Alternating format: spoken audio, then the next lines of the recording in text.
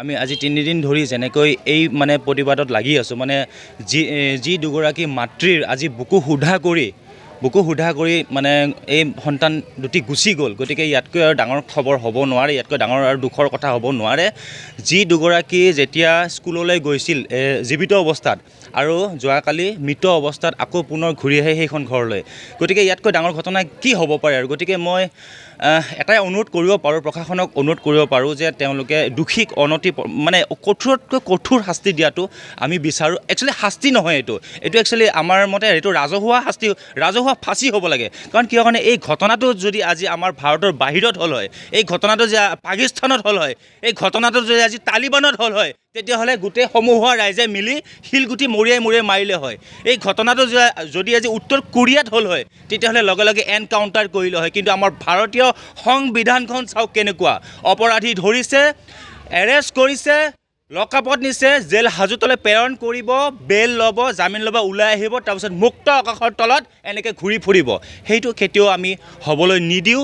আমি দাবী কৰিছোঁ যিকোনো মানে কথাত হ'লেও তেওঁক ফাঁচি দিব লাগে আৰু ৰাজহুৱা হিচাপে মানে ন্যায় প্ৰদান কৰিব লাগে। আমি সকলো ৰাইজৰ পৰা এইটোৱে অনুৰোধ জনাইছোঁ, আদালতৰ দাবী জনাইছোঁ। কাৰণ ইতিমধ্যে আমি চিন্তা কৰিছোঁ, আমি ওপৰ মহলালৈ লৈ যাম, SP ছাৰলৈ লৈ যাম, আমি DC ছাৰলৈ আমি স্মাৰক পত্ৰ প্ৰেৰণ কৰিম। গতিকে তেওঁক মানে কোনোপধ্যে বেল হ'ব নালাগে, একদম চিধা কথা আৰু সেইটোৱে আৰু।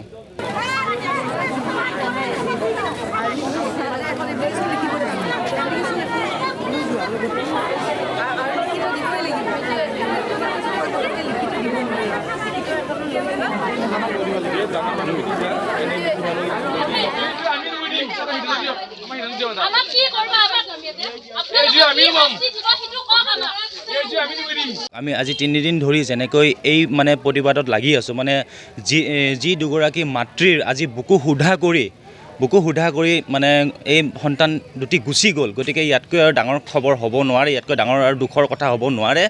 যি দুগৰাকী যেতিয়া স্কুললৈ গৈছিল জীৱিত অৱস্থাত আৰু যোৱাকালি মৃত অৱস্থাত আকৌ পুনৰ ঘূৰি আহে সেইখন ঘৰলৈ।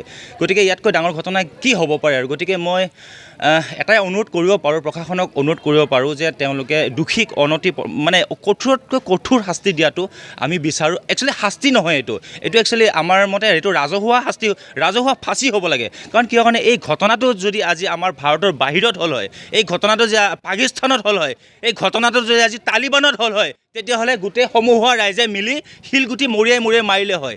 এই ঘটনাটো যদি আজি উত্তৰ কোৰিয়াত হ'ল হয়, তেতিয়াহ'লে লগে লগে এনকাউণ্টাৰ কৰিলে হয়। কিন্তু আমাৰ ভাৰতীয় সংবিধানখন চাওক কেনেকুৱা, অপৰাধী ধৰিছে, এৰেষ্ট কৰিছে, লকআপত নিছে, জেল হাজতলৈ প্ৰেৰণ কৰিব, বেল ল'ব, জামিন ল'ব, ওলাই আহিব, তাৰপিছত মুক্ত আকাশৰ তলত এনেকৈ ঘূৰি ফুৰিব। সেইটো কেতিয়াও আমি হ'বলৈ নিদিওঁ। আমি দাবী কৰিছোঁ যিকোনো মানে কথাত হ'লেও তেওঁক ফাঁচি দিব লাগে আৰু ৰাজহুৱা হিচাপে মানে ন্যায় প্ৰদান কৰিব লাগে। আমি সকলো ৰাইজৰ পৰা এইটোৱে অনুৰোধ জনাইছোঁ, আদালতৰ দাবী জনাইছোঁ। কাৰণ ইতিমধ্যে আমি চিন্তা কৰিছোঁ, আমি ওপৰ মহলালৈ লৈ যাম, SP ছাৰলৈ লৈ যাম, আমি DC ছাৰলৈ আমি স্মাৰক পত্ৰ প্ৰেৰণ কৰিম। গতিকে তেওঁক মানে কোনোপধ্যে বেল হ'ব নালাগে, একদম চিধা কথা আৰু সেইটোৱে আৰু।